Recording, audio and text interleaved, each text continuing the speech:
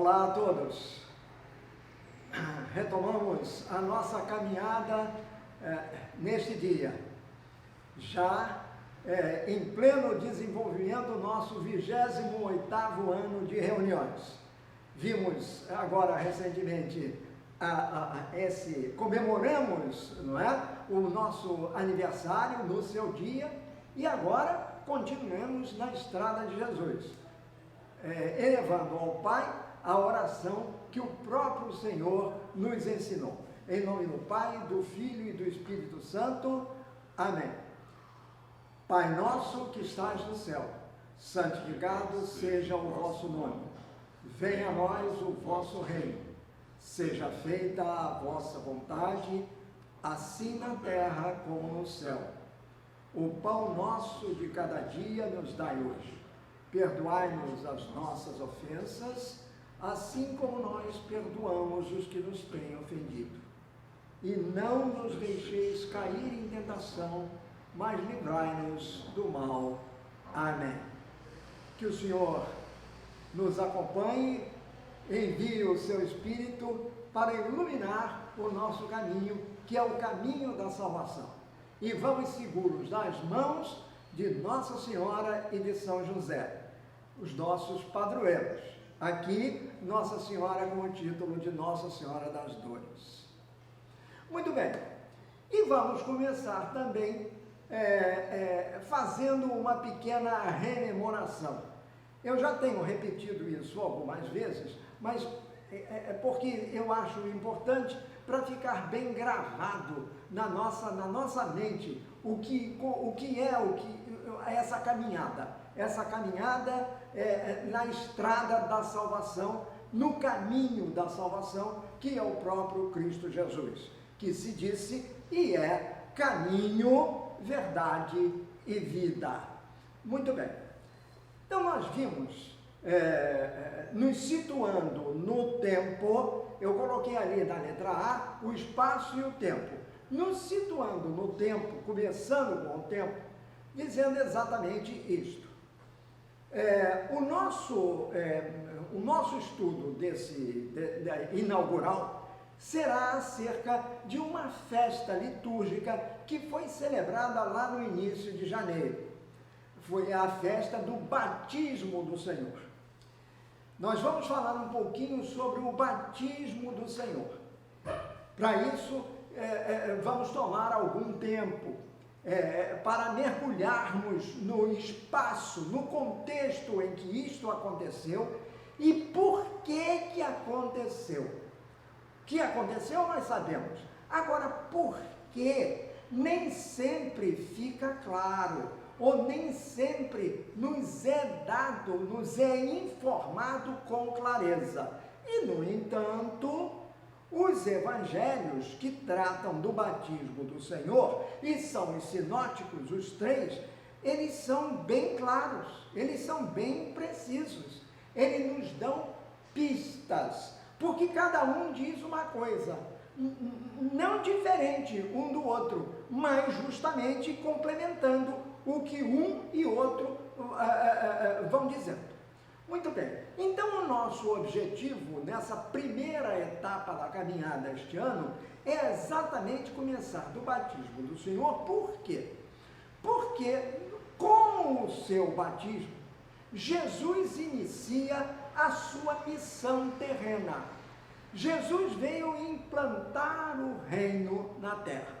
E implantar o reino significa reconciliar toda a humanidade com o Pai. Lembram-se de que a humanidade se afastou do Pai, se afastou do Criador pelo pecado, pela transgressão, pela desobediência dos nossos primeiros pais, que nós conhecemos como Adão e Eva.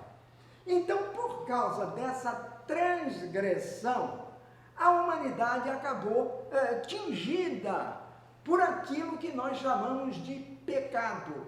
O pecado vem a ser exatamente o virar as costas a Deus. Ele se opõe, por exemplo, esse tipo de transgressão àquilo que José prova Ou seja, José prova exatamente o contrário disso. Ele não transgride e por isso ele é chamado de homem justo. Ele é chamado de homem justo por São Mateus, por isso, porque ele cumpre, ele obedece à palavra de Deus. Ele cumpre a ordem que ele recebe de Deus. Ele pode não entender, mas não contesta. Por quê? Porque ele está inteiramente voltado para Deus. No mundo, olha o espaço outra vez, no mundo do Antigo Testamento, o ser justo é isso. No mundo da lei, da Torá, o ser justo vem a ser exatamente isto. A pessoa voltar-se para a palavra de Deus, expressa na Torá, na lei que Moisés legou ao povo, e não apenas conhecê-la, mas pô-la em prática, cumprir religiosamente, obedientemente a palavra de Deus. Mas esse é o grande segredo. Não apenas no mundo antigo, mas no mundo novo. Por quê? Quem melhor cumpriu a palavra de Deus foi o próprio Filho de Deus. Tanto assim é verdade que São Paulo, escrevendo aos Filipenses, vai dizer que Jesus foi obediente até a morte, e morte de cruz. Ele foi obediente a quê? A palavra de Deus. Ele foi obediente a quê? Aquilo que Deus lhe havia pedido para fazer. Então, nessa obediência, ele adquiriu um nome que está acima de todo nome. Então, o nome Jesus já está acima de todo nome, não só pelo nome em si, está acima de todo nome pelo que ele representa. Ou seja, a sua obediência à vontade do Pai. Pai, estou aqui, afasta de mim este cálice. Lembram-se disso? Vamos voltar a isso.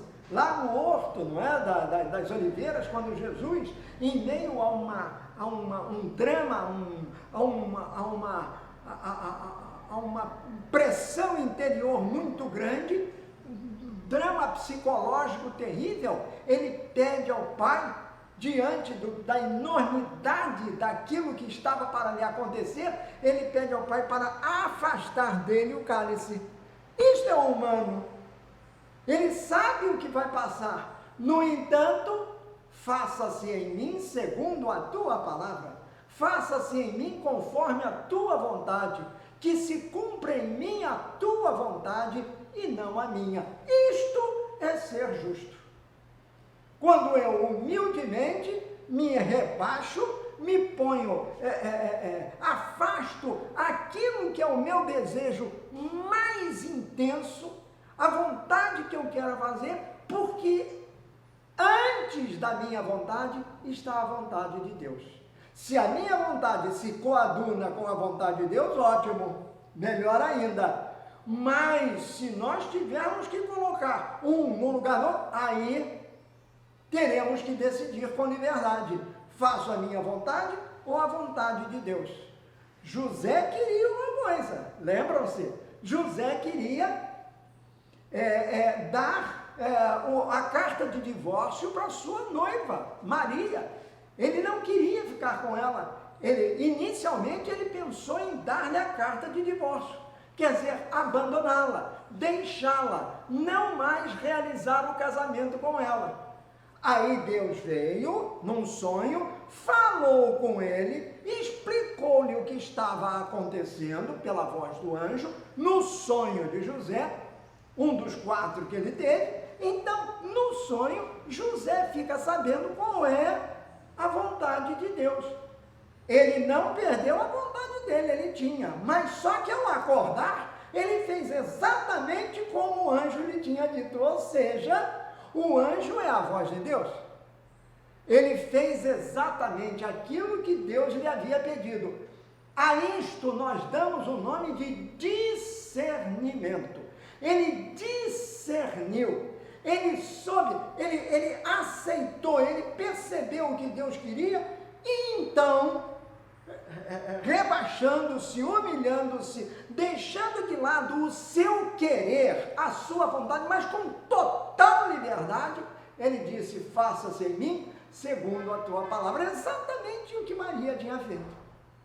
Só que ela em circunstâncias diferentes. Mas aqui nós não estamos para falar disso. Nós estamos para falar outra coisa. Então, só estou querendo dizer isso. Pois bem, é neste tempo, né, o tempo de Jesus, em que ele começa a sua caminhada, no início da sua missão, no seu batismo, é isso que vai ser o objeto da nossa atenção por um tempinho. Mesmo que não seja muito longo, mas por um tempo. Mas antes de chegarmos ao evento em si, ao acontecimento em si, do batismo do Senhor, é o nome litúrgico da festa, batismo do Senhor. Antes de chegarmos a este evento, do batismo do Senhor, vamos entender o que estava acontecendo no ambiente de Jesus. Jesus não havia aparecido ainda, mas um homem assomou o lugar, aquela região que se tornaria uma célebre, exatamente por isso, porque ali iria ser batizado o Filho de Deus. Mas isto é ainda uma história futura. Vamos começar lá de trás. E para que nós comecemos lá de trás, é preciso que nós entendamos uma coisinha que tem a ver tudo com o espaço e o tempo. E para isso, vamos nos utilizar do Evangelho de São Lucas, que é o evangelista da infância de Jesus por excelência. É São Lucas que nos dá as melhores, as mais precisas, as mais claras informações acerca da infância de Jesus. Então, antes de Jesus adulto aparecer para ser batizado por seu primo João, antes que isso acontecesse, outras coisas aconteceram, que estão diretamente ligadas à vida de João e à vida de Jesus, porque elas se entrelaçam, elas se imbricam uma na outra. Então vamos entender o que aconteceu antes, para quando chegarmos ao batismo de Jesus, propriamente dito, nós tenhamos uma noção de toda essa ambiência e o tempo em que isso se realizou.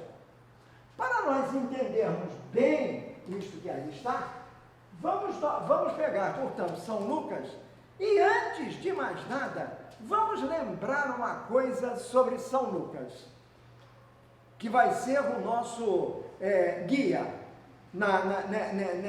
nessa caminhada do batismo de Jesus. No início do seu evangelho, Lucas escreve um prólogo, e ele começa chamando o seguinte: caríssimo Teófilo. Então, para começo de conversa, ele começa assim, é como se ele estivesse mandando uma carta. Ele faz o prólogo ao seu evangelho. Então ele começa: caríssimo Teófilo. A palavra Teófilo é grega,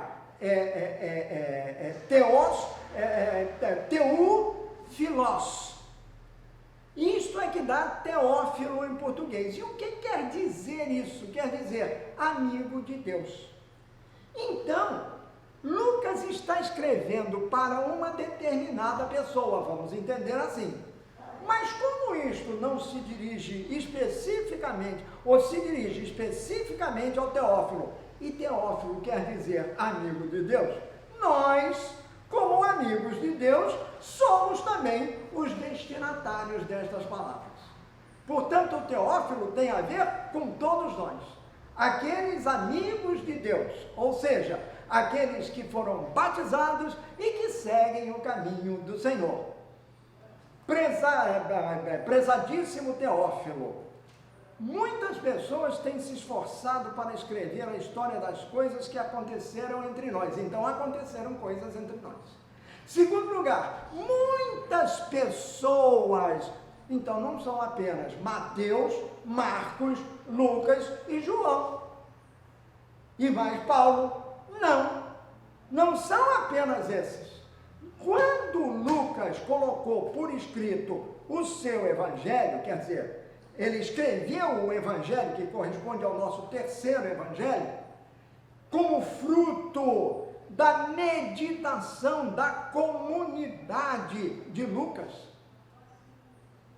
A comunidade de Lucas, vamos chamar a igreja de Lucas, aquele grupo de pessoas que se reunia como nós, dos nossos estudos bíblicos, numa casa, para falar desses acontecimentos. Então, muitas pessoas já faziam isso, e Lucas não deixa barato, não. Ele não diz que são poucas, ele fala logo que são muitas. Então, muita gente decidiu botar por escrito também. Assim, nós começamos a entender que existem outros textos que não são canônicos, quer dizer, não pertencem ao cânone, não pertencem a isso que está aqui, Bíblia Sagrada. A parte do Novo Testamento, não são considerados canônicos, mas não quer dizer que não valham nada. Eles são chamados de apócrifos, quer dizer, não canônicos, mas não quer dizer que não contenham informações úteis sobre aquele povo, sobre aquela igreja, aquelas comunidades primitivas. Apenas não foram considerados como inspirados. Ao passo que esses que estão contidos aqui, estes 73 livros da Bíblia, estes que aqui estão contidos, eles são os 27 do Novo Testamento, principalmente estes. Estes são inspirados, mas todos eles, os 46 do Antigo Testamento também são inspirados. Conclusão, muita gente já tinha escrito. E aí o que é que Lucas decidiu fazer? Eles escreveram o que foi contado por aqueles que viram essas coisas. Quem é que viu essas coisas? Os apóstolos. Essas coisas foram contadas. Se foram contadas, não foram escritas, não. Foram contadas assim, olha aqui, no boca a boca, não é? Aqui, no face a face. Eles vinham e contavam oralmente. Então, a origem do evangelho escrito está na oralidade dele. Primeiro, o evangelho foi divulgado oralmente. Era de boca em boca. As pessoas ouviam aquilo, iam para um outro lugar e passavam aquilo adiante. E assim a coisa foi chegando até o momento em que um homem chamado Lucas, que era um médico, que evidentemente tinha conhecimentos, resolveu botar tudo por escrito. Outros já haviam feito isso. Ele mesmo diz, mas ele resolveu ordenar aqueles que viram essas coisas desde o começo e anunciaram a mensagem do Evangelho. Quer dizer, os que viram e anunciaram a mensagem do Evangelho. Portanto, caríssimo Teófilo, eu estudei com todo o cuidado como foi que essas coisas aconteceram desde o princípio e achei que seria bom escrever tudo em ordem para você. Olha bem, o que Lucas faz sem ser um historiador, como nós entendemos? Ele age como historiador. Ele vai às fontes. Eu estudei. Ele estudou tudo que já haviam escrito. Vamos entender aqui, para reduzir a coisa, Mateus e Marcos, ou melhor, Marcos e Mateus, e os outros, porque não foram só aqueles dois, não, e todos os outros. E mais, como Lucas é do tempo de São Paulo, é possível que ele tenha conhecido alguns daqueles que ouviram de viva voz o que tinha acontecido antes, sei lá. Lucas é o único a contar a história dos discípulos de Emaús. Como é que ele soube dessa história? Se não contado pelos próprios discípulos de Emaús. Mesmo conhecido pessoalmente Nossa Senhora? Bom, pode ser, porque ele é tão preciso, ele é tão precioso na notícia sobre o nascimento de Jesus, sobre a infância de Jesus, que somente uma pessoa testemunha ocular da história poderia ter contado a ele como as coisas se passaram. Não foi ele que inventou. E ele próprio diz que ele foi procurar as fontes, coletou as informações, botou-as por escrito, botou-as assim por escrito, e aí fez as anotações e depois redigiu. Redigiu aquilo que se transformou no terceiro evangelho, mandando para quem? Para o amigo de Deus, a fim de que o Senhor, quer dizer, você, pudesse conhecer toda a verdade sobre os ensinamentos que recebeu. Toda a verdade sobre os ensinamentos que recebeu. Teófilo, quer dizer, nós todos recebemos ensinamentos. E esses ensinamentos são verdadeiros. Atestados por Lucas. Por quê? Porque ele foi às fontes primeiras. As fontes de água pura, e lá ele se abeberou a fim de colocar por escrito tudo aquilo que acontecera antes, no espaço e no tempo. E como ele colocou por escrito, ele começa assim, passado esse prólogo, essa introdução em que ele se apresenta, ele diz o que ele pretende fazer e anuncia o destinatário da sua palavra, quer dizer, da palavra escrita que ele ia passar. Ele começa assim. Agora já é a história. Sem ser história, mas história sim, história da salvação. Começa desse jeito, primeiro capítulo de Lucas, versículo número 5. Não coloquei ali, mas é isto que nos situa, em primeiro lugar, no espaço e no tempo. Ele começa assim: quando Herodes era o rei de Israel, havia um sacerdote chamado Zacarias, que era do grupo de sacerdotes de Abias.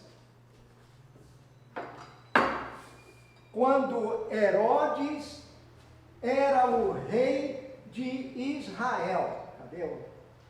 Olha aqui. Olha bem. Primeira coisa, 1:5. Lucas. Ele menciona quem? Herodes, o rei de Israel. Então note bem. Lucas não está falando de um mito. Ele está situando essa história no espaço e no tempo. O espaço é Israel. Israel governado por quem? Por Herodes. Israel tinha Herodes por rei num período de tempo. Então ele está sendo específico. E está falando de um homem chamado Zacarias, que era um sacerdote, casado com uma mulher chamada Isabel, que era uma senhora estéril e que nunca pudera ter tido filhos. Aí ele conta a história de Zacarias, a história do anjo que foi visitar Zacarias, o anjo Gabriel, e que diz para Zacarias, numa tarde, no final da oração no templo, ele diz para Zacarias que ele e a Isabel iriam finalmente ganhar um filho. Ele não acredita no que o anjo diz, ele duvida da palavra do anjo e imediatamente fica mudo, perde a voz. Ele que era responsável pelas orações, ele perde a voz. E quando ele sai, o povo todo esperando por ele, ele não consegue mais falar. Mas todo mundo percebe que algo de extraordinário havia acontecido. Este foi o anúncio de que Isabel ficaria grávida de Zacarias de um filho. E esse filho viria a ser quem? Um enviado de Deus, chamado o quê? João. Mas isso é um pouquinho mais para frente. O que eu quero dizer aqui no início é exatamente o seguinte: Lucas situa a história de Zacarias e, consequentemente, de João, que será João Batista, bem dentro da história de Israel. João Batista pertence à história de Israel. Portanto, João Batista é uma figura totalmente inserida no Antigo Testamento. Este é João Batista, inserido no Antigo Testamento. Por quê? Porque Lucas sutilmente menciona quem? O rei Herodes. Toda essa história relativa a João Batista, que é todo o primeiro capítulo de Lucas, ela e o terceiro, essa história relativa a João Batista vai ser inserida em Israel, única e exclusivamente Israel. Portanto, Herodes e Israel. João Batista pertence à história de Israel. Ele está imbricado na história de Israel totalmente.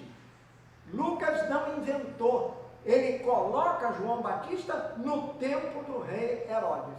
Muito bem, coloquei isso aqui só para ver como Lucas age. O que ele vai dizer? No segundo capítulo de Lucas, ele trata do anúncio do anjo a Maria e depois de tudo que se segue, ele vai contar a história do nascimento de Jesus. Então, quando ele conta a história do nascimento de Jesus, no segundo capítulo, ele começa assim. Vamos agora, vamos relembrar. No primeiro capítulo é a história de João Batista, o nascimento de João Batista. É o capítulo 1, a introdução, e todo o terceiro capítulo. No segundo capítulo, ele começa a falar sobre o nascimento de Jesus. E ele diz assim, no segundo capítulo, então Lucas, capítulo número 2, versículos 1 e seguintes. Ele começa assim: no tempo de César Augusto, no tempo de César Augusto, o imperador determinou que todos os povos do império fossem recenseados. Lucas pega um acontecimento fundamental para a história de quê? Do Império Romano. Ele fala do recenseamento determinado pelo imperador Augusto, o primeiro imperador romano, chamado César, depois de Júlio César. Então, Augusto mandou que se fizesse um recenseamento de todos os povos do império. Muito bem, note que há uma diferença muito grande entre o capítulo 1, 5º versículo, que fala de João Batista, vai falar de João Batista, que se insere somente na história de Israel. A partir do capítulo 2, vai se falar de Jesus. Quer dizer, o objetivo vai ser falar de Jesus, vai falar do anúncio do anjo a Maria e depois do nascimento de Jesus. Então, para indicar o nascimento de Jesus, Lucas, como historiador, mete Jesus na história de quê? Do Império Romano. Há uma grande expansão de tempo aqui. E o que Lucas está querendo dizer com isso? que Jesus não veio apenas para Israel, embora tenha nascido em Israel, portanto, fosse um judeu também. Ele veio para cumprir uma missão que vai começar com o seu batismo, mas isso vai ser depois. Ele vem para cumprir uma missão, mas uma missão cujo alcance é universal. Sai daquele pequeno enclave no Oriente Médio, como nós chamamos hoje, aquele pequeno enclave em Israel, na Palestina, sai de lá para atingir o quê? O mundo. E isso é indicado de que maneira? Com a menção do imperador romano. Fala-se aqui do grande Império Romano. Portanto, a história da infância de Jesus começa justamente tendo como pano de fundo espaço, o mundo. Enquanto que a de João Batista, o espaço é apenas o quê? Israel. Quando se fala de João Batista, fala-se especificamente do Antigo Testamento. Quando se fala de Jesus, vai se falar de um novo mundo, de um novo tempo, que não diz respeito apenas a Israel, mas sim se abrirá para o mundo inteiro. Vem bem a conotação que Lucas está dando para os seus relatos. Primeiro, um específico, no tempo e no espaço, e o outro, abrangente, abre-se para o mundo inteiro, que vai ser a história de Jesus. Mas ela começa aqui. Muito bem, aí passamos de novo, já aí no terceiro capítulo, que é sobre João Batista especificamente. Já vem aqui. Vai ser Lucas, vou botá-lo aqui, capítulo 3, versículos 1 até o 20. Na realidade vai ser isso. Versículos 3 ao 20. Não vai nos interessar tudo, mas pelo menos o início e uma parte deste para a gente entender quem vai ser João Batista e a importância dele. E novamente, depois de ter acenado o local e o tempo em que viveram as personagens principais, Lucas, o historiador, mas não fazendo história humana, mas história salvífica, portanto ele não está interessado em datas, ele não está interessado especificamente em biografias, ele não faz isso, aliás, nenhum evangelista faz. Lucas dá pistas para que nós possamos entender e para que nós possamos situar a história destas personagens, porque isso acaba com um pensamento completamente errôneo que atravessou a história da igreja durante séculos, embora tivesse sido combatido desde o início. Jesus não é um mito, por favor. Agora, não haveria nem necessidade de a gente estar falando disso, mas como volta e meia acontece, muita gente ainda pensa que Jesus é um mito, é uma história da carochinha, que Jesus não era um ser humano, ou não foi um ser humano igual a qualquer um de nós. Não, Jesus foi um ser real, era um homem sim de carne e osso. De sorte que é preciso a gente situar-se muito bem nesse contexto, para que essas bobagens não fiquem batendo lá no fundo da nossa cabeça, se dedicarmos a ela alguma atenção, e para nos atrapalhar, nos tirar do caminho que devemos seguir. Não, Jesus nasceu num tempo real, ele está inserido na história da humanidade, ele veio se meter na história da humanidade para modificá-la. E ele modifica assim, na cruz. Mas para chegar à cruz, ele teve que nascer. Então, mas antes de ele nascer, nasceu o outro, que era 6 meses mais velho do que ele, o seu primo João Batista.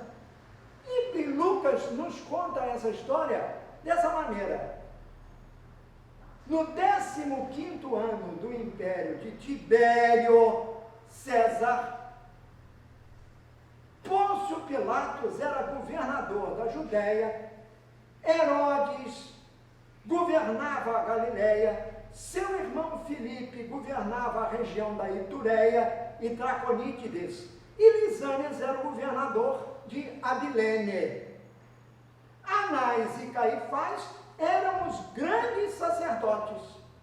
Foi nesse tempo que a mensagem de Deus foi dada no deserto a João, filho de Zacarias. E João atravessou toda a região do Rio Jordão, anunciando a seguinte mensagem. Então, introduz-se João aqui no 3º capítulo. Mas note bem como começa o 3º capítulo, ainda na questão do espaço e do tempo. Olha bem, Tibério era o imperador romano, portanto isso é datado. Isso é datado. Tibério era o imperador romano. Há 15 anos ele era o imperador de Roma. Então isso é facilmente marcado, não é? Facilmente observado. É só ir na história que a gente sabe. E marca a data. Então há uma data específica. Além disso, ele menciona quem? Herodes, que era o governador da Galileia, e os filhos de Herodes, cada um governando uma parte de todo aquele território de Israel. Então são pessoas reais, de carne e osso, que vivem num espaço, num determinado tempo. Então, essa história que Lucas conta, ela está inserida no espaço e no tempo. Não é mito, não é uma história da carochinha, não é era uma vez, é uma realidade. E mais, ele diz assim, Anás e Caifás eram os grandes sacerdotes. Nós nos lembramos desses nomes, não é? Anás e Caifás, lá da paixão de Jesus, eles vão reaparecer mais adiante. Então, note bem, é este tempo, é neste tempo que vai surgir, que surge João Batista, no deserto. No deserto. Então, a pergunta que nós podemos fazer, agora passando para cá, é exatamente esta. Quem é João Batista? Quem é João Batista apresentado por Lucas? Ainda no 1º capítulo, em que ele fala de várias coisas, Lucas, a partir do versículo número 57 do capítulo 1, ele vai falar sobre o nascimento de João Batista. Então, recordando aqui, o pai de João Batista é aquele sacerdote Zacarias, que recebeu a visita do anjo enquanto ele estava oferecendo o incenso, quer dizer, na hora da oração da tarde no templo. Isso são passados alguns meses, evidentemente. Então ele diz assim, quer dizer, passados 9 meses, na realidade. Aqui já vai falar do nascimento de João Batista. Então ele diz que, por que Zacarias não duvidou da palavra do anjo, o que foi que lhe aconteceu? Ele ficou mudo. E no que ele ficou mudo, já não falava mais, o filho dele acabou nascendo. Quer dizer, a mulher dele, Isabel, que era uma mulher os dois eram idosos, e era estéril, ela acabou, por vontade de Deus, por obra de Deus, porque para Deus nada é impossível, acabou gerando o filho que ela tanto queria. E esse filho, na hora que ele nasce, ele tem que receber um nome. E o nome quem dava ao filho era o pai, na hora da circuncisão, isto pela lei, a lei de Moisés. Aí o que acontece? Acontece que como o pai não podia falar, a criança nasceu, mas o pai não podia falar qual era o nome da criança. Então, Isabel, ela diz que o nome da criança, queriam dar o nome, os parentes, etc., queriam dar à criança o nome do pai, Zacarias, ou o nome de uma outra pessoa lá da família dele, como era o costume. Mas Isabel se opõe e diz que o filho vai se chamar Yohanan, quer dizer João. A parentela e a vizinhança, quer dizer, as comadres lá na vizinha, as fofoqueiras de plantão, dizem, não é possível uma coisa dessa, porque não tem nenhum João na tua família. Temos que dar um nome, vamos dar o nome de Zacarias. Aí Zacarias começa a fazer sinal.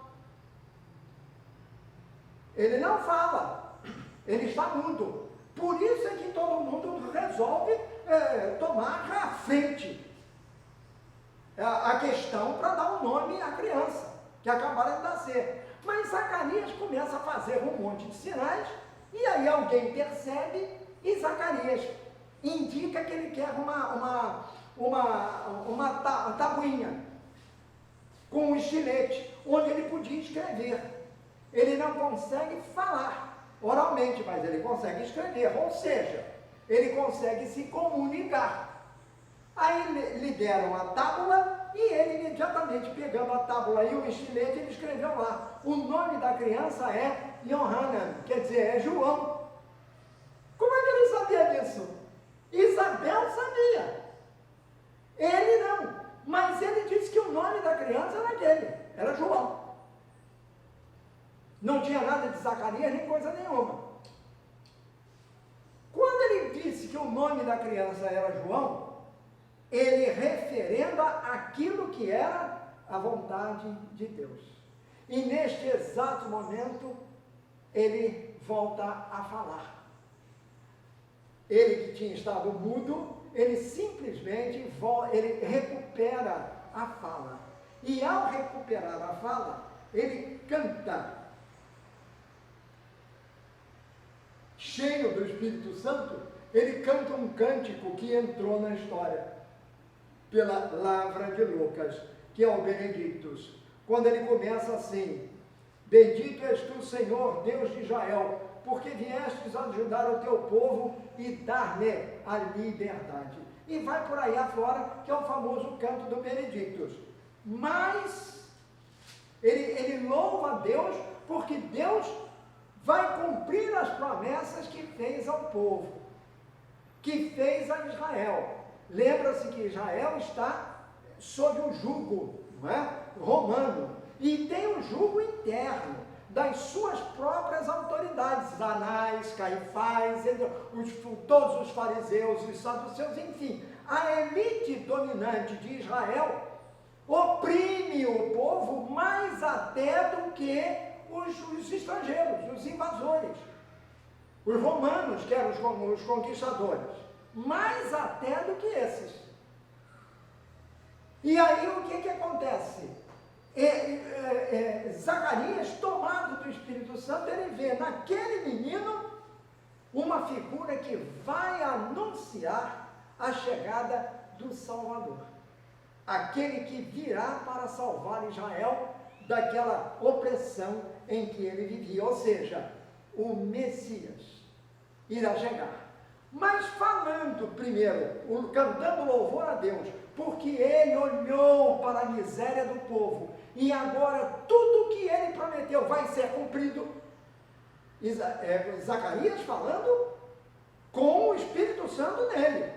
O que ele fala provém do Espírito Santo. É o Espírito Santo que o inspira a falar o que ele fala. Então ele diz assim às tantas, voltando-se para o filho, o bebê que está lá nos braços da mãe, ele diz assim: E tu, menino, serás chamado o profeta do Altíssimo. Isso são versículos 76 e 77 do primeiro capítulo. E tu, menino, serás chamado profeta do Altíssimo. Primeiro nome de João Batista, além de João, o Batista virá depois, quando ele começar a batizar.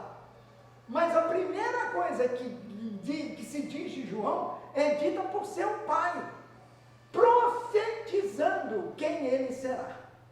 Ele será chamado de profeta do Altíssimo, porque tu irás adiante do Senhor. Adiante do Senhor, esse Senhor com S maiúsculo, quer dizer, virá o Senhor para andar na terra, e antes que o Senhor chegue, esse menino, filho de Zacarias e Isabel, andará na terra para preparar o caminho do Senhor, Ora, lá na casa de Zacarias, eles sabiam, mas depois, quando isso se espalhar, o povo, e quando João começar a exercer o seu mundo profético, todo mundo vai se lembrar do que o pai dele tinha dito, tinha cantado. Tu irás à frente do Senhor para abrir os caminhos, aplanar os caminhos para que o Senhor passe. Aí todo mundo vai se lembrar da profecia de Malaquias, o último dos profetas, quer dizer, o penúltimo no caso, porque o último vai ser João Batista. Como eu disse, João pertence inteiramente ao Antigo Testamento. Ele vai ser o último dos profetas, porque ele vai ser quem? O profeta de Deus Altíssimo. Ora, a chegada dessa personagem na história também tinha sido profetizada 400 anos antes por um homem chamado Malaquias, que na sua profecia, terceiro capítulo, versículos número 1 e seguintes, ele diz assim: o Senhor Todo-Poderoso diz: eis que eu enviarei o meu mensageiro para preparar o meu caminho. E tu, menino, serás chamado profeta do Altíssimo, porque irás à frente do Senhor para quê? Para preparar o seu caminho. Não é a mesma coisa? Olha a profecia de Malaquias sendo realizada. E sendo realizada em quem? Naquele filho de Zacarias. Naquele menino que Zacarias chama de profeta do Altíssimo. Exatamente aquele que Malaquias havia dito que viria na frente do Senhor. Ora, vir na frente do Senhor significa vir antes do Messias. E havia uma outra profecia também, de que o profeta Elias viria antes do Messias. Tanto que João vai ser comparado a Elias. Uns dizem: quem é que vocês dizem que eu sou? Uns dizem que você é esse, que você é aquele, que você é Elias. Jesus pergunta, o povo chamava Jesus de Elias, não achava que ele fosse o Messias, porque Elias viria antes do Messias. Mas aqui é claro, quem virá antes do Messias será chamado de profeta do Altíssimo. E você, diz o pai ainda para o filho, anunciará ao povo de Deus a salvação, que virá por meio do perdão dos seus pecados. Você anunciará a salvação que virá por meio do perdão dos seus pecados. Portanto, o profeta do Altíssimo, quer dizer, nós podemos perguntar assim: João, quem é João? João Batista. João Batista é esse, é o profeta de Deus Altíssimo. É o grande anunciador da chegada de Deus ao mundo, na figura, na pessoa do seu próprio Filho, Jesus Cristo, que virá ainda Antes esse menino, o profeta do Altíssimo, vai funcionar como profeta. Ele vai anunciar isso. E quem é João Batista? Ele próprio vai dizer quem é. Ele diz assim,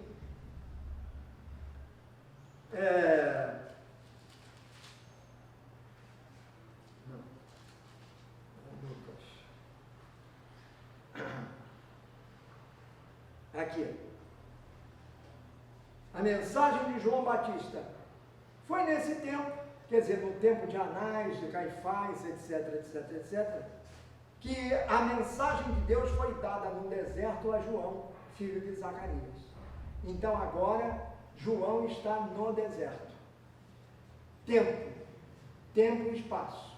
Ele está no deserto. Ele nasceu, ele cresceu e viveu o tempo todo no deserto.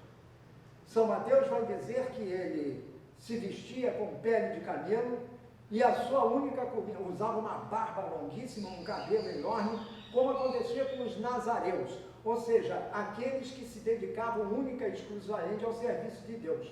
Eles tinham, pela lei, eles faziam, não cortavam o cabelo. Então eles eram aqueles homens parecendo desgrenhados, mas não era. Aquilo ali era uma coisa sagrada. Aqueles que se dedicavam inteira, como Sansão. A força de Sansão não estava no cabelo? Exatamente isso, por isso. Porque ele era um nazoreu. E o nazireu era a mesma coisa que João Batista. Só que João vivia no deserto. Ele comia, segundo o relato de Mateus, ele comia das flores, ele se alimentava das coisas que o deserto dava. Vivia no meio das feras e se alimentava das coisas que o deserto dava. Mel silvestre e aquelas folhas encontradas no deserto. João era isso.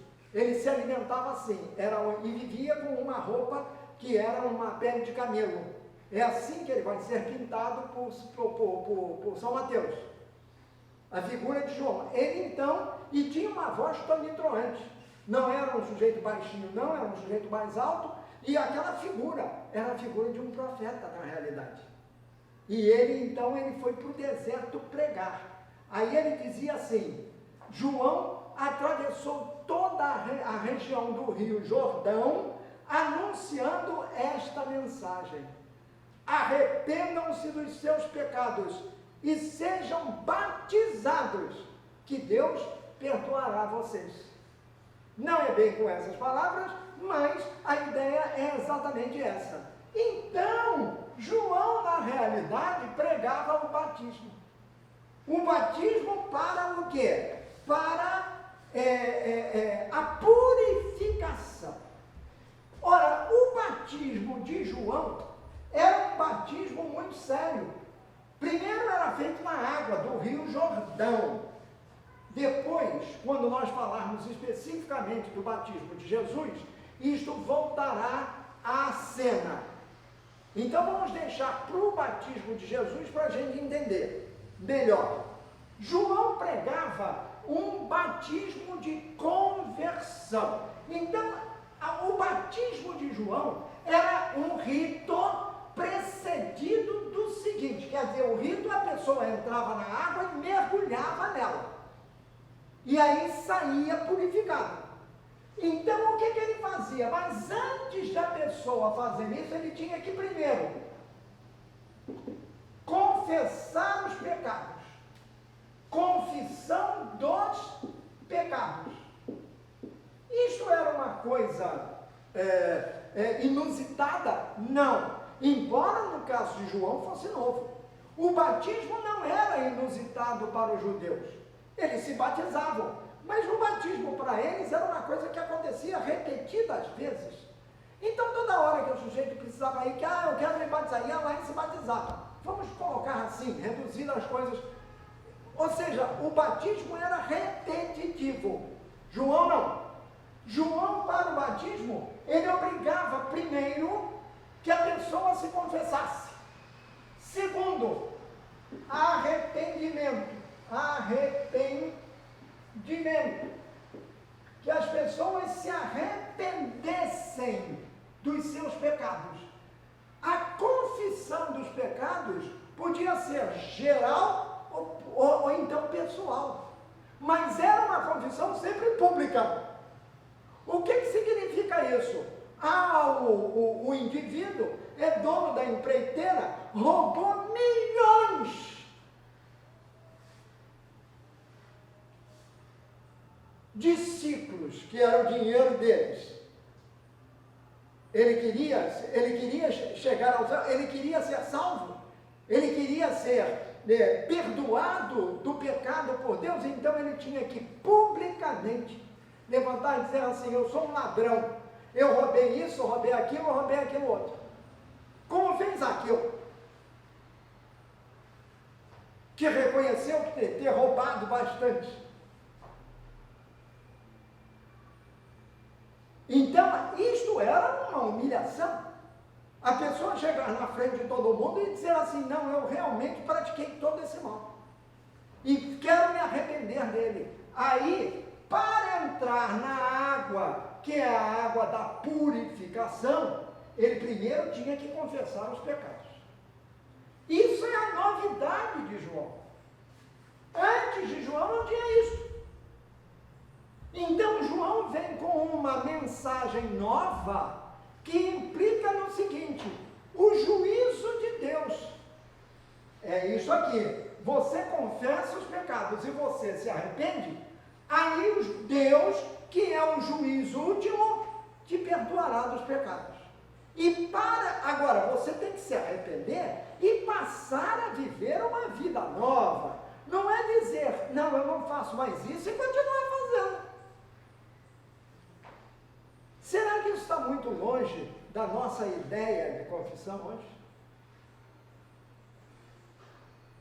Quando a gente diz assim, toma uma resolução: não vou fazer mais isso, será que eu não faço ou eu volto a fazer? Evidentemente que lá no Antigo Testamento a situação era outra. Depois de Jesus a coisa mudou completamente. Mudou completamente. Por quê? Porque Deus é, sobretudo, misericórdia. Porque Deus é amor, como diz São João. Muito bem, mas voltemos, ainda estamos inseridos no Antigo Testamento. É por isso que isso é importante.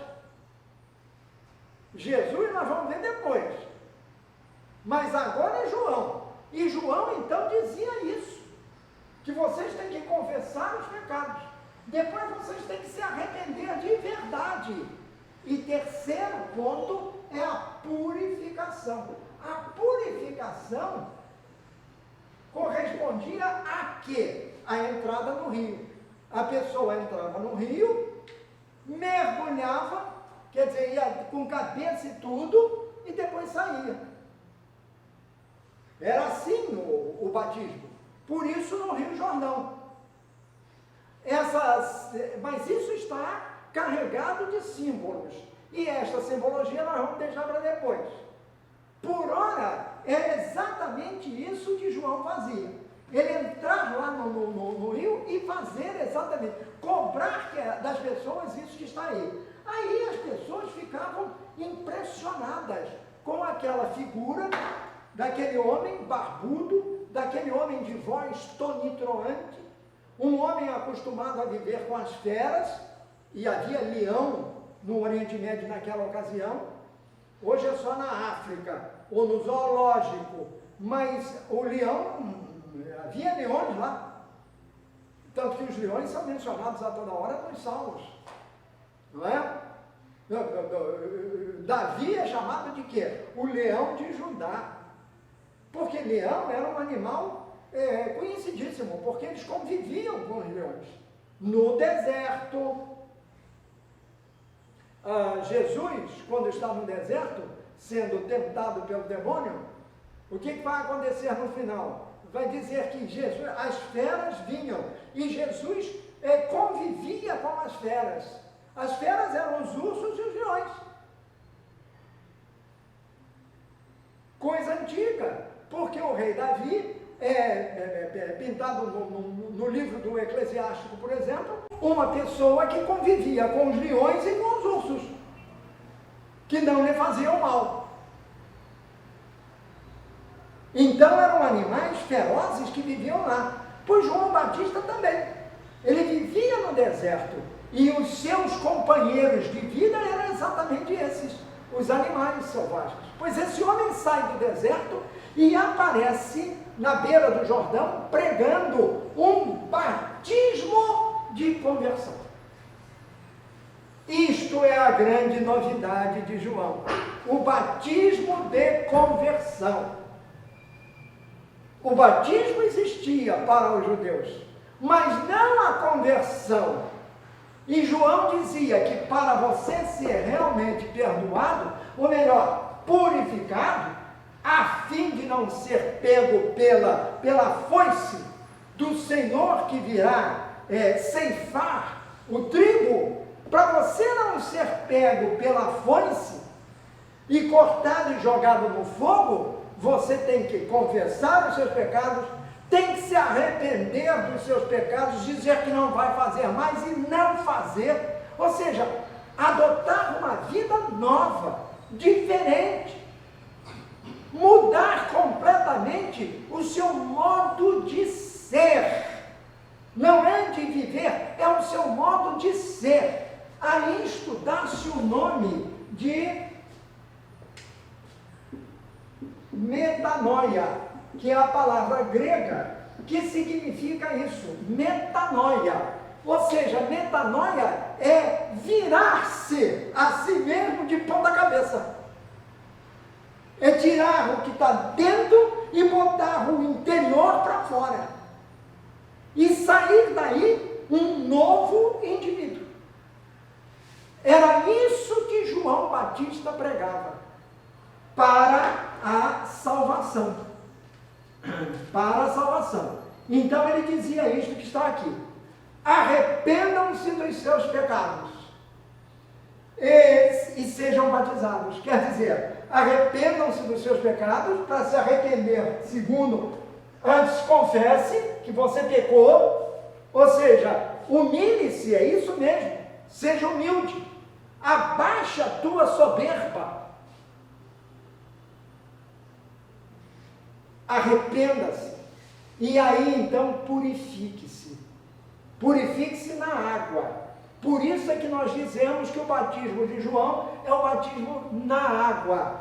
Mas aí, quando achavam que ele já era o Messias, ou havia o Messias, ele diz que não. Isso aconteceu como o profeta Isaías tinha escrito no seu livro. Eu sou a voz que clama, preparai no deserto os caminhos do Senhor. Então, João Batista, ele se auto-atribui as palavras do profeta Isaías, aquilo que o pai dele havia dito. E tu, menino, serás chamado profeta do Altíssimo. Como Malaquias irás à frente do Senhor. Para quê? Para preparar os seus caminhos, para nivelar as suas estradas, para anunciar o perdão dos pecados. Não é isso que ele está fazendo? Não foi isso que ele fez no deserto, na beira do rio, e para onde multidões eram atraídas, vidas de todas as partes, principalmente, é claro, de Jerusalém, que o deserto fica nas faldas de Jerusalém. O sujeito sai de Jerusalém, caminha um pouco, já está no deserto, é o deserto de Negev, onde corre o Rio Jordão, do qual voltaremos a falar brevemente. Então o que acontece é que ali está João, cumprindo aquilo, ou seja, concretizando aquilo que as antigas profecias disseram. Quer dizer, o que nós podemos dizer de João? Nós podemos dizer de João que ele veio concretizar as antigas palavras de esperança contidas na lei, contidas nos profetas. Tudo aquilo que os profetas disseram sobre a chegada de Deus na terra, como o Messias enviado por Deus, aquele que é o ungido de Deus e que veio trazer a salvação ao povo, tudo isto foi anunciado no Antigo Testamento. João é o último desses profetas. E ele põe em prática, ou seja, ele concretiza essas profecias. Ou melhor, prepara o terreno para a concretização dessas profecias. Porque quem vai concretizá-las é Jesus, quando ele chegar. Ele é que será o cumprimento de todas as profecias. Ou melhor, todas as profecias se cumprirão nele, se realizarão nele. Em outras palavras, João é o antigo que anuncia a chegada do novo.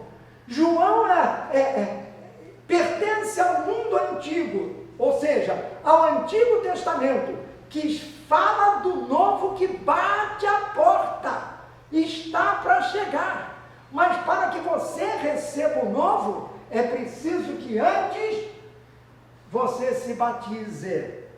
Mas se batize desta maneira, confessando os seus pecados e se arrependendo deles, e pondo em prática uma nova vida. Então quem é João? Ele é o Messias? Não. Ele mesmo dirá: vocês pensam que eu sou o Messias, mas eu não sou o Messias. Muito pelo contrário. Eu não sou. O Messias virá depois de mim, e eu não sou digno de desatar as correias das suas sandálias. Ele vai dizer isso mais tarde. Isso vai ser registrado por Mateus. Isso vai ser registrado por São João Evangelista. Ao falar de João, todos os quatro evangelistas falam de João, nem pode deixar. Porque esse é o grande arauto do Senhor. Ele é o profeta do Altíssimo, o último dos grandes profetas, porque pertence inteiramente ao Antigo Testamento. Daí a gente poder entender aquela palavra de Jesus, quando ele diz que de todos os homens nascidos de mulher, todas as pessoas nascidas de mulher, nenhum foi maior do que João. Isso quando ele recebeu a notícia de João tinha morrido. Nenhum foi maior do que João. E, no entanto, todo aquele que seguir a minha palavra é maior do que eu.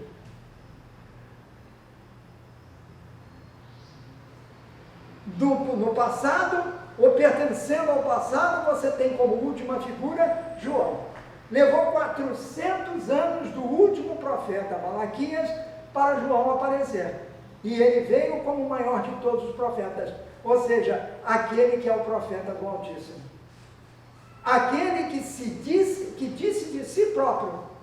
Então, se você não é o Messias, quem é você? Eu sou a voz que clama: preparai no deserto os caminhos do Senhor, aplainai as suas veredas. Ele falou como o profeta Isaías havia profetizado. Foi para isso que ele veio. E como Malaquias disse, ele é exatamente aquela pessoa que virá antes do Messias, para preparar o caminho do Messias. João é, portanto, alguém que pertence ao passado, mas que anuncia um novo, a chegada do novo, um novo que será um tempo de graça, um tempo de salvação. Eu comecei falando do espaço e do tempo. O espaço é aquela região da Palestina, aquela região de Israel, onde esses acontecimentos ocorreram num período certo da história. E São Lucas prova isso, falando exatamente quem era o imperador romano, quem era o rei de Israel, Herodes, quais eram os governadores daquela região, e mais Anás e Caifás, que eram os sumos sacerdotes. Isso está inserido na nossa história, porque isso é história da civilização, é história da humanidade. Quem nos permite saber isso é São Lucas, que é preciso na datação, que é preciso na informação, que faz história sem ser historiador, mas faz história salvífica. A história da salvação começa, evidentemente, muito antes, com Deus prometendo a salvação, e Deus foi mandando os seus mensageiros. O último mensageiro do Antigo Testamento é João, chamado Batista, porque justamente ele batizava. Ele é o último de todos, e é ele que prepara imediatamente o caminho do Senhor, que Isaías havia previsto lá para trás. Cerca de 600, 700 anos antes de Cristo, Isaías previu isto, anunciando que o profeta chegaria, dizendo isto, como voz que clama, preparai no deserto. Na realidade, o texto diz que São João vai dizer assim, São João Batista, ele vai dizer assim, é como se te perguntasse, quem é você? Ele vai dizer, eu sou a voz que clama no deserto. Quer dizer, esse é o texto de Mateus, eu sou a voz que clama no deserto. Isto é repetição exata, é a citação exata do profeta Isaías. Versículo número, capítulo 40, versículo número 3. Eu sou a voz que clama no deserto. Na realidade, no profeta Isaías, o original não está assim não. Está assim, eu sou a voz que clama. 2 pontos. Preparai no deserto. O preparar no deserto quer dizer o seguinte, muda de vida. Que é exatamente o que João pregava, o que João cobrava das pessoas. Vocês querem ser salvos? Vocês querem ser batizados com a água da purificação? Pois bem, então confessem os seus pecados. Isso é a grande novidade. E arrependam-se dos seus erros. Sinceramente, façam isso do fundo do coração e venham então para receber o batismo.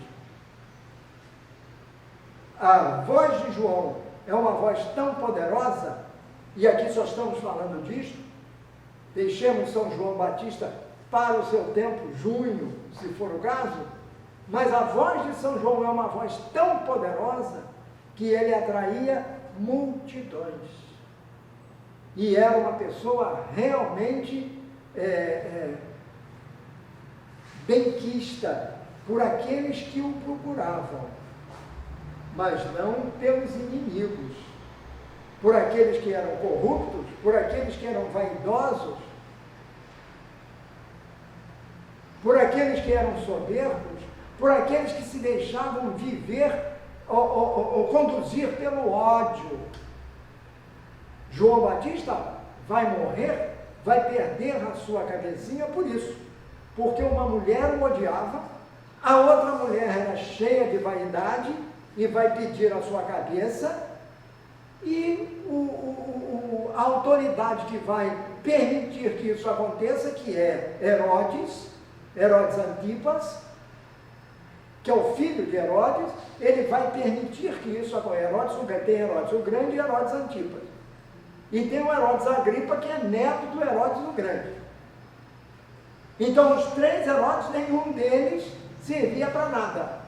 Eram os corruptos, acima de tudo corruptos, além de imorais, além de truculentos, violentos, uns assassinos na realidade. E a história de São João, neste caso, São João Batista, é modelar a acerca do caráter e da personalidade desses indivíduos,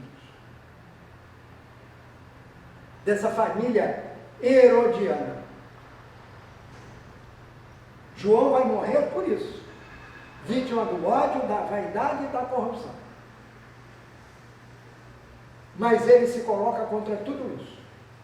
E ele é a grande testemunha do Cristo que chega. Mas Deus vai lhe dar, claro, nem podia ser diferente, a grande alegria de anunciar a presença de Deus, a presença do Messias no meio do povo. E ele vai fazê-lo para aqueles 2 discípulos de quem eu falava no outro dia, que serviram aqui para enfeitar a nossa festa de aniversário. André e o outro João, provavelmente, o João Evangelista. Quando João Batista diz para eles, os 2 discípulos de João Batista, João Batista, ao ver Jesus passar, diz: eis o Cordeiro de Deus. Então, ele é capaz de ver também a salvação. Ele sabe de quem ele está falando. Assim como o velho Simeão, que ao pegar Jesus no colo, no templo, no dia da apresentação de Jesus, cuja festa foi agora, no dia 2 de fevereiro, ao pegar a criança dos braços da mãe, dos seus braços, ele canta também um hino maravilhoso, Nunc Dimittis. Agora, Senhor, podeis levar o vosso servo, porque como prometeste, eu acabo de ver a salvação do mundo. É este Jesus Salvador que João veio anunciar. João Batista. E veio preparar os seus caminhos. Pois o caminho estava sendo preparado para a chegada do Messias. O trabalho de João continuava. Por ora, ele tem aquela multidão ao seu redor, aquelas pessoas e a voz forte dele no deserto, a voz que clama: preparai no deserto, quer dizer, mudai de vida, transformai-vos, para que o Senhor possa entrar pela porta que você vai abrir para ele. Quem é João? É esse profeta. Mas quem é João? É também um porteiro para mim, aquele que abre a porta para que o Messias entre. É aquele que indica o caminho para as pessoas para que o Messias passe por ele. Porque na realidade, aplanar o caminho, endireitar as veredas do Senhor, na realidade o caminho somos nós mesmos. Com a nossa vida, o nosso ser, o nosso voltar-se para Deus, para as coisas do Senhor, para aquilo que Ele nos pede fazer. Abramos o nosso coração, fiquemos atentos ao que o Senhor nos pede, e ouçamos sempre São João Batista, o profeta do Altíssimo. Você, batizado, continue a preparar no deserto o caminho do Senhor. E melhor, ser tu mesmo o caminho do Senhor para o teu irmão. É isso aí. A nossa próxima parada ainda será o Rio Jordão, mas aí com a chegada da personagem principal. Hoje vimos aquele que preparou esse caminho, ou que pregava que esse caminho fosse endireitado, João Batista. Sem ele, o Cristo não teria sido batizado. Porque Jesus vai procurar João para ser batizado. E isso nós vamos ver no nosso caminho, na outra semana, no nosso próximo encontro. Por enquanto, agradeçamos a Deus por nos ter permitido caminhar hoje nessa estrada que conduz a Ele. Agradecemos a Deus por nos ter dado Nossa Senhora por mãe, porque se não fosse o sim de Maria, nós não estaríamos falando hoje dessas coisas, porque não estaríamos falando de Jesus entre nós, Jesus em nós. Agradecemos ao Senhor por João Batista, que cumpriu fielmente a sua missão de profeta do Altíssimo e deu testemunho dela, sendo degolado pelo Cristo que ele veio anunciar. Agradecemos a Deus com esta oração sentida a Nossa Senhora. Ave Maria, cheia de graça, o Senhor é convosco, bendita sois vós entre as mulheres, e bendito é o fruto do vosso ventre, Jesus. Santa Maria, Mãe de Deus, rogai por nós, pecadores, agora e na hora de nossa morte. Amém. Em nome do Pai, do Filho e do Espírito Santo. Amém. Até o nosso próximo encontro no caminho de Jesus. Tchau.